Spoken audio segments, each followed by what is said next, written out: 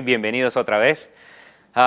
Espero que les siga, que se estén apasionando más por el estudio, por la Biblia, mejor que por el estudio bíblico, sino que podamos ir encontrando una pasión más profunda y que yo les pueda ayudar a poder conectar, hacer estos puentes con este libro, ¿vale? Vamos a empezar la parte 3 de este video, pero antes de empezar, me gustaría rectificar una información que di anteriormente. Cuando estaba hablando de la introducción de quién era Marcos, me equivoqué.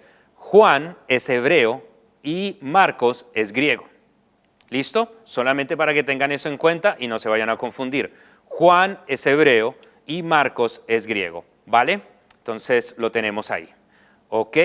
Ahora el punto que vamos a darnos cuenta es el siguiente, pero vamos a revisar los métodos. Los métodos inductivos. Sí, ¿qué sería? Nombre. El nombre, el autor del libro, ¿lo tienen? ¿Qué sería el autor? ¿El autor lo entienden? ¿No es cierto? Los destinatarios también los tienen, los hemos mencionado. La fecha es algo que no hemos mencionado, pero ya dimos el marco histórico para poderlos llegar. También, pero necesitan una fecha para que ustedes puedan estudiar y puedan responder en los exámenes. También necesitamos nombre, destinatario, autor, fecha, origen, que también ya fue mencionada, ¿vale? El origen, ¿de dónde fue el origen? Como ya estuvimos hablando en el video anterior, fue Roma. ¿Cuál es el nombre? El autor. El nombre es Marcos, Juan Marcos. ¿Y por qué está dentro de la Biblia? Porque está influenciado por Pedro. De la misma manera, los destinatarios son cristianos romanos, para hacer una respuesta a las cosas que están viviendo. La fecha, vamos a escribirla, que va a ser de entre el 64 y el 68, después de Cristo. Podemos colocarlo un poco anterior. Podemos colocar un poco, de pronto alargar un poco más las fechas, pero no puede ser después del 70. ¿Por qué? Porque en el 70 fue cuando cayó Jerusalén. Y si ya hubiera caído Jerusalén, ya hubiera sido mencionado en el Evangelio. Entonces no había caído Jerusalén. ¿Por qué pongo 68? Porque es una de las fechas que nos va a ayudar a recordarnos que es la muerte de Nerón. Entonces ya esto, lo que son los métodos, lo tenemos. Algo que nos va a hacer falta es marco histórico, ya la tienen, o sea, el histórico fue el video anterior, que ya está, el autor está, el destinatario está, origen está, la fecha está, el histórico fue en el video anterior. El método literario, ¿cuál creen que fue? Bueno, su nombre mismo lo dice, Evangelio. Entonces, vamos a ver un poco acerca de qué es este evangelio. Algo que quiero clarificar es de que este término evangelio no es solamente y estrictamente cristiano. Ya se utilizaba anteriormente, es una palabra griega y no es exclusivamente solamente de cristianos.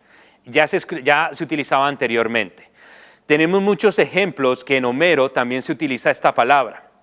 También aparece en documentos más cercanos a los escritos del Nuevo Testamento. Y el significado fundamental es el de una buena nueva, alegre mensaje, preferentemente de carácter público. Una victoria militar o una victoria deportiva. También en privado o como el éxito o la curación. Entonces, quiero especificar esto. ¿Por qué? Porque muchas veces pensamos que solamente los cristianos manejan ciertas cosas y no es así. Esta palabra, evangelium, que es en el griego, ya se utilizaba anteriormente. ¿Qué fue lo que pasó? Que cuando el cristianismo entra, la hace más popular. Y por eso se relaciona solamente con los evangelios. ¿Por qué les hago esto? Porque una vez preguntaron, cuando estaba en Paraguay enseñando, dijeron, oye, ¿y las epístolas? ¿Es un género literario solamente cristiano? Y la profesora que estaba enseñando quedó como un poco no sabemos, y yo también, por eso profundicé. Y me di cuenta que la epístola hay muchas formas de epístolas también. ¿Por qué? Porque es una forma de expresarse que viene de la cultura griega. Entonces tenemos que tener eso en mente, ¿vale? Entonces, si vamos al Evangelio, viene del latín evangelium, del griego evangelio, tiene sus nombres en griego y todo eso, no me voy a poner a pronunciarlas, que viene de buena noticia. Probablemente de la palabra eu, que vendría a ser así, eu, que dice bien, y elion, no lo voy a escribir porque está en griego, que quiere decir mensaje, pero lo pueden encontrar en su PowerPoint. Después de la parte 3, ahí lo pueden encontrar en su PowerPoint. Es la narración de la vida y las palabras de Jesús, es decir, la buena nueva del cumplimiento de la promesa hecha por Dios a Abraham, Isaac y Jacob. Entonces tenemos acá esto de cómo es un ejemplo clásico de cómo existe algo griego y cómo el Evangelio toma y lo populariza y algunas veces en algunos cristianos pensamos que solamente esto es algo cristiano, pero no es así. Es una palabra que se utilizaba generalmente. Y acá está hablando acerca de la victoria, de las buenas nuevas, acerca del buen mensaje que vino a impartir Jesús a la tierra, de unas promesas que se habían hecho en el Antiguo Testamento.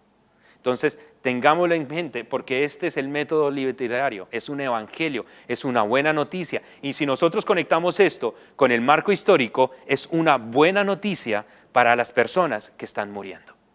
Es una buena noticia para esas personas a las que están persiguiendo. ¿Vale? Entonces, vamos a empezar un poco con la interpretación. Voy a borrar acá. Y vamos a empezar un poco con interpretación. Algo que debemos tener muy en cuenta cuando vamos a interpretar es lo siguiente, y esto es algo que es un valor muy importante para las personas que vamos a estudiar la Biblia y que utilizamos el método inductivo. ¿De dónde yo saco la información para poder hacer una buena información? Primero que todo, la voy a sacar del libro. Tú puedes decir, claro, es lógico, pero es esto. En este caso, la primera información donde tú tienes que sacar para hacer información va a ser del mismo Marcos. Marcos va a ser tu ayuda externa en este momento, por decirlo de cualquier manera. ¿Para qué? Para que te vaya explicando las mismas historias que están pasando. Porque muchas veces por leer rápido o por llegar a una conclusión o por tener una idea preconcebida, ya saltamos a las conclusiones, pero no hacemos una observación y no nos damos cuenta verdaderamente qué es lo que está queriendo decir, porque muchas veces se responde en el mismo libro. Después vamos a ir al resto de la Biblia a ver qué otra información me va a arrojar acerca del libro de Marcos. Acá tenemos el Antiguo Testamento. Acá también tenemos los otros evangelios, que nos van a ayudar a información acerca y a rellenar información acerca del libro de Marcos. Y por último, va a ser ayuda externa. ¿Listo? Libros, comentarios, diccionarios, y en esta época tenemos que tener mucho cuidado con Google. ¿Por qué?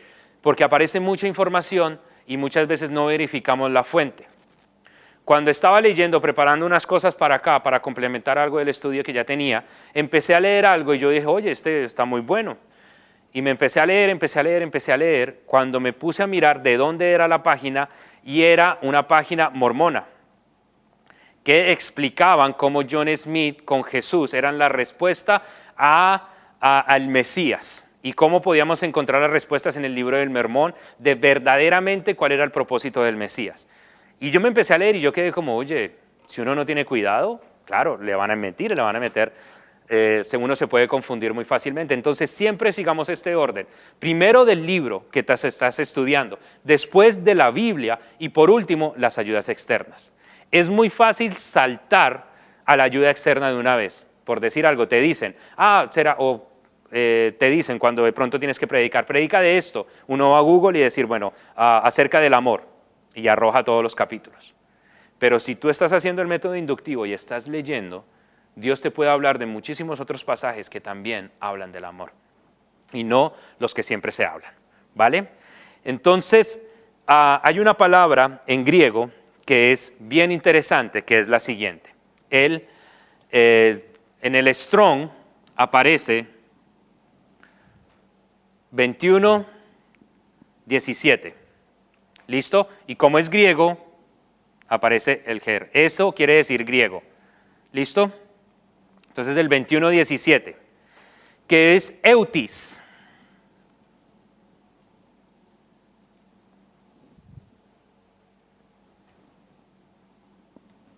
Eutis. ¿Por qué es importante esta palabra? Porque aparece 51 veces en la Biblia. ¿Cómo llego a esa conclusión? Utilizando un léxico. El léxico nos ayuda a mirar, es como una concordancia en griego. Aparece 51 veces en todo el Nuevo Testamento, no en la Biblia, en todo el Nuevo Testamento. De esas 51 veces, 41 veces aparece en el libro de Marcos. Entonces, esta palabra quiere decirnos algo. Quiere mostrarnos algo porque el autor lo está colocando ahí por algo que es bien importante. Si nos vamos a dar cuenta de lo que significa esta palabra, dice que es prontamente, dice que al mismo tiempo, o sea, ya mismo, que no quiere decir de que yo tengo que ir de pronto al banco y yo voy a parar a comprar el mercado, voy a ir a visitar a un amigo, voy a ir a otro lugar y después por último voy al banco. No, esta palabra quiere decir de que cuando yo salgo de mi casa directamente voy al banco. No me distraigo con ninguna otra cosa. También quiere decir de que no va a llegar tarde, va a llegar en el preciso tiempo, que es un acto que es inmediatamente, que es ahora mismo. Es como tomar de un lugar A un lugar B. Es como cuando Dios tiene un punto A y un punto B y yo voy directamente a ese lugar sin desviarme ni nada de eso. En el PowerPoint aparecen los versículos donde aparece. Generalmente en la Reina Valera aparece traducido como y luego, inmediatamente y después. Es esta palabra, eutos, que quiere decir algo muy rápido, algo que no me voy a demorar, algo que es inmediatamente. ¿Listo? Ahora llevémoslo al contexto de todo lo que estamos viviendo y todo lo que estamos viendo, con el libro de Marcos. Si nos damos cuenta y colocamos a Marcos en un contexto de persecución, cuando tú estás sufriendo, tú a veces necesitas ayuda inmediatamente. Cuando yo me parto un brazo, a mí me gusta trotar, no troto hace un tiempo, pero a mí me gusta mucho trotar. Estaba trotando una vez y me doblé el tobillo, casi, gracias a Dios no me lo partí, tuve un desguince de 2º grado. Y yo estaba ahí en la calle y empecé a caminar y no podía caminar. Y yo estaba deseando que la ayuda fuera inmediata, porque sabía de que ya cuando me sentara, mi pie se iba a inflar tanto que iba a ser más difícil llegar a mi casa e iba a sufrir más porque ya estaba oscureciendo. Y en Madrid hay ciertas épocas del año que ya empieza a hacer mucho frío. Entonces yo necesitaba una ayuda inmediata. De la misma manera, aparece tantas veces esta palabra inmediatamente, o luego o después, sabiendo todo el significado que es como inmediatamente sería una mejor traducción, en donde estas personas que están sufriendo necesitan escuchar de Jesús ahora mismo, así de rápido.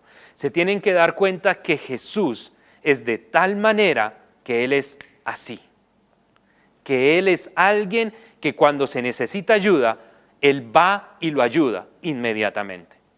No cuando tú tienes ayuda y dices, no, sí, bueno, después yo te llamo, o después sí, yo voy a orar por ti. No. Jesús está mostrando su carácter por medio de este evangelio, como Él es esa persona que va y te ayuda ahora mismo. Por eso esta palabra se repite 41 veces en el Evangelio de Marcos. Porque es inmediatamente que Jesús va a responder a estas personas en Roma. No se va a tomar un tiempo, sino que es ahora mismo. Porque ellos en las épocas que están viviendo la necesitan ahora mismo. Ya. Te necesito ahora. Y no es una demanda, sino es porque es una verdadera necesidad. Vamos a ir a la Biblia y vamos a abrir Marcos 8:34. Sí, 8:34. Vayamos primero ahí. ¿Listo? Ahora se me perdió Marcos. Acá estamos. Marcos 8. Esta Biblia me gusta mucho porque la tengo desde que hice mi escuela de estudios bíblicos. Entonces llevamos unos 6 años que la tengo. Entonces ahí está todo lo que he estudiado. Marcos 8:34 dice así: y llamando a la gente y a sus discípulos les dijo: si alguno quiere venir en pos de mí, niéguese a sí mismo, tome su cruz y sígame. Porque todo el que quiere salvar su vida, la perderá. Y todo el que quiere perder su vida por causa de mí y del Evangelio, la salvará. Increíble, ¿no? Cómo este autor está colocando estas palabras y coloca mensajes de Jesús que sabe que le van a llegar al corazón a las personas. Porque Jesús no solamente está para ellos, sino que el Evangelio nos está diciendo que Él tiene buenas noticias para ellos, pero de la misma manera se tienen que comportar ellos con las demás personas. Aún con las personas que los están persiguiendo. Y por eso les dice: si tú niégate a ti mismo y toma tu cruz. Tomar la cruz no era algo muy bonito. En esa época gente moría en la cruz. Era un sacrificio poder morir en la cruz. Y la gente entendería muchísimo mejor este concepto, porque el tomar tu cruz sabía que tú ya estabas condenado e ibas a morir. Y sígame, porque todo el que quiere salvar su vida la perderá, y todo el que pierde su vida por causa de mí y del Evangelio la salvará. Les está diciendo: mira, aunque están pasando por momentos difíciles, toma tu cruz, y si tú verdaderamente quieres salvar tu vida, la tienes que perder. ¿Y cómo la vas a perder? A causa de mí. La causa de poder ayudar a las demás personas como yo te estoy ayudando a ti, inmediatamente, ahí mismo. Y también dice: ¿por qué aprovechará al hombre si ganará todo el mundo y pierde su alma? ¿O qué recompensará dará el hombre por su alma? Sigue profundizando y nos vamos a dar cuenta de cómo también está hablando de un conflicto que hay profundo en sus corazones. Si saltamos más adelante, del 10 al 45, hay algo que va a decir esto. Y dice: porque el Hijo del Hombre no vino para ser servido, sino para servir y para dar su vida en rescate por muchos. Entonces, si conectamos estos dos versículos y nos damos cuenta de que, oye, mira, tú tienes que perder tu vida para ganarla, y el Hijo del Hombre no vino para servir, no vino para que le sirviesen, sino para servir y dar su vida por rescate por muchos. Esto nos está arrojando información, y al ver cómo esta palabra, que es inmediatamente, nos está dando una información de algo del corazón de Jesús, que es muy importante para este libro. Este libro quiere mostrar a Jesús como un siervo que está ahí. Por eso estos dos versículos son muy, muy, muy importantes para este libro, porque nos va a explicar el corazón de por qué vino Jesús acá, a la tierra. Espero que hayan captado la indirecta directa. ¿Listo? Ok. Hay otra cosa que también es bien importante que tenemos que mirar. Hay algo que es muy curioso, y es lo siguiente. La expectativa mesiánica que tenían las personas cuando llegara Jesús. Esto no va a ser tanto para los destinatarios, sino que esto nos va a ayudar a poder interpretar el libro de Marcos. Porque acordémonos, aunque la audiencia original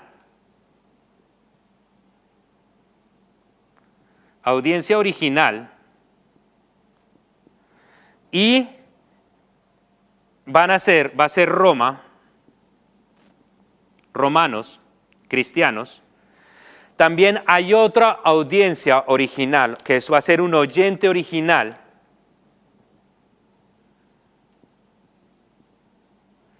que va a ser los judíos. Voy a explicar un poquitico mejor este concepto. La audiencia original va a ser Roma, o sea, Marcos escribió este evangelio para que los romanos conocieran el carácter de Jesús, que Él está ahí inmediatamente con ellos. Pero también están los oyentes originales. ¿Y quiénes van a ser ellos? Van a ser las personas que escucharon el mensaje de Jesús. Y ese pueblo va a ser judío. Entonces nos damos cuenta como en una misma carta tenemos esa audiencia original que van a ser los romanos en Roma, que fue los destinatarios para nuestro momento, y también va a ser el oyente original para los judíos. Esta información te va a ayudar para poder interpretar un poco mejor la carta por medio de los ojos de los judíos, o sea, las conversaciones que tenían los judíos con Jesús. Se habla mucho de las expectativas mesiánicas. ¿Y qué quiere decir eso? Es un término que se generó en el Antiguo Testamento y que ayudaba a los judíos para que pudieran esperar. O sea, la idea era de que esto preparara el camino para que cuando llegara Jesús, toda la gente lo reconociera y se diera cuenta quién era Él. Pero no pasó eso.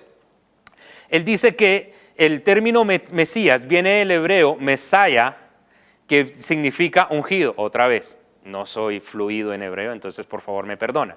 Que significa ungido, que es el equivalente en griego a Cristos, que también significa ungido. Ambos vocablos llevan la idea de que uno es el ungido por Dios. Entonces, este concepto de la expectativa mesiánica que tenían los judíos era de una persona que iba a venir a poder profundizar. Y por tiempo, yo les voy a dar los versículos, aunque hay como creo que 70 y algo profecías acerca de la expectativa mesiánica, de lo que iba a ser el Mesías, pero vamos a ver unos que nos van a ayudar a poder entender una cosa. Y por tiempo no voy a hacer los que los lean, sino que les voy a dar como un resumen, pero les animo a que puedan colocar un alto y lean los versículos, ¿vale? Isaías 9:6 dice que nacería con un propósito y sería dado a nosotros. El mismo Isaías 9:7, que es heredero del trono de David. Y 2 de Samuel 7, 15 y 16, va a haber una promesa que Dios le hace a David, que ese corazón que él tuvo en el trono va a ser un trono que va a durar eternamente, ¿vale? En Deuteronomio 18 15 dice que va a venir alguien parecido a mí, hablando Moisés, que los va a guiar a ustedes, entonces lo tienen que obedecer. ¿Listo? Tengamos eso en mente. En Éxodo 12:21 dice que él sería el cordero de la Pascua. ¿Se acuerdan? El Passover, como se dice en inglés. O sea, fue el Espíritu de Jehová y que las casas que tengan la sangre en el marco, o sea, arriba, lo que es arriba y en las dos partes de al lado, va a pasar el Espíritu sobre ellos. Entonces él va a ser el Cordero de la Pascua. Isaías 53:3 dice que sería rechazado por su pueblo. Y Oseas 6:2, Salmo 16:10, que resucitará en el tercer día. Y hay muchísimas más que también les coloqué un link en el PowerPoint para que puedan darlo y puedan profundizar un poco más. Acuérdense que tienen que estudiar los libros, o sea, no vayan a profundizar tanto. Yo estoy pensando en este PowerPoint para cuando ustedes terminen la escuela puedan seguir profundizando en esto. ¿Qué fue lo que pasó con la expectativa mesiánica? Cuando termina el Antiguo Testamento, los judíos generan de tal manera un sistema religioso tan bueno que cuando empieza el Nuevo Testamento, ellos necesitan a un Mesías libertador, pero no necesitan a un Mesías redentor.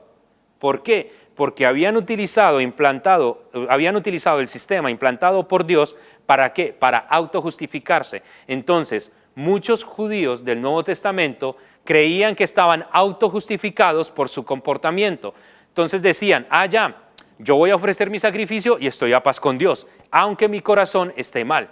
Por eso cuando vino Jesús acá a la tierra, Él dijo, mira, yo no vengo a romper la ley, sino que yo vengo a cumplirla.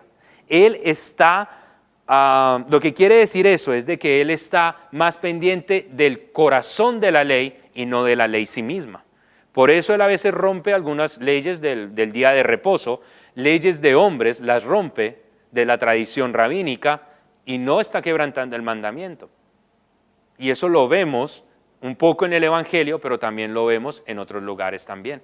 De cómo está profundizando, de cómo está yendo, de cómo esta expectativa mesiánica para el judío común y corriente del primer siglo, cuando llegó Jesús, ya no necesitan a alguien que los liberte de una forma moralmente, sino de una libertador y todo eso. ¿Por qué?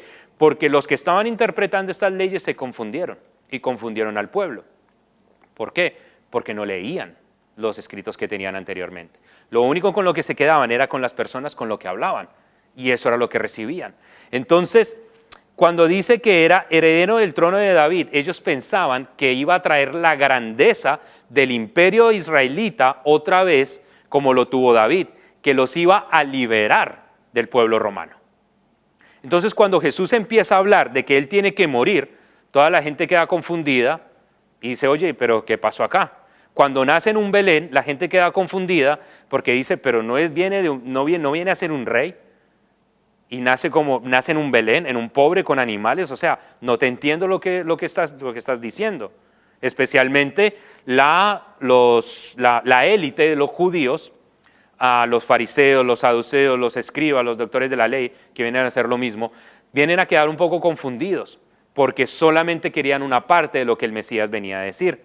También, y todas estas cosas los confunden, o sea, no saben qué hacer con esto. Entonces, las expectativas mesiánicas estaban puestas solamente en una característica de lo que Mesías quería hacer. Pero cuando nosotros nos damos cuenta y cuando ustedes lean estas profecías acerca de lo que el Mesías iba a hacer, se van a dar cuenta de cómo también este Mesías que iba a venir tenía que sufrir.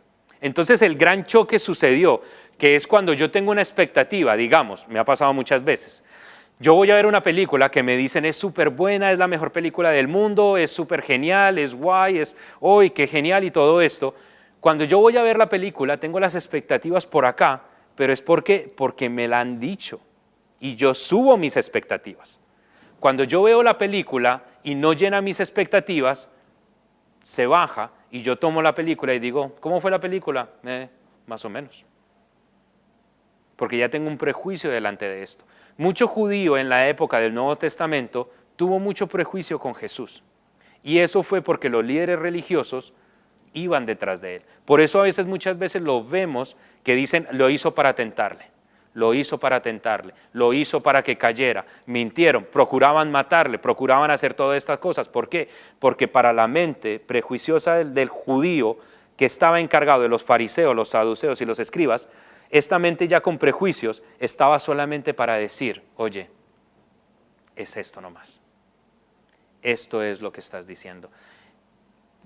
Mi expectativa no se está cumpliendo, entonces tú no eres el Mesías. Tú no me estás diciendo que vas a levantar al pueblo judío para que sea grande otra vez, entonces tú no eres el Mesías. Pero no se dieron cuenta que lo que venía a hacer Jesús era levantar el corazón del pueblo judío para que pudiera entender el verdadero mensaje del Evangelio. Y muchas veces nos pasa esto. No vemos a Dios como un Dios inmediato que puede estar con nosotros. Las expectativas las tenemos tan altas o solamente quiero mirar lo que yo quiero mirar y no me doy cuenta toda la imagen de quién es Jesús. Y tengo luchas. Y hay cosas que acepto y que no acepto de Jesús. Cosas que me gustan del Evangelio y cosas que prefiero no hablar del Evangelio. Entonces, muchísimas gracias. Vamos a tener otro video también de interpretación y espero que esté siendo de mucha bendición.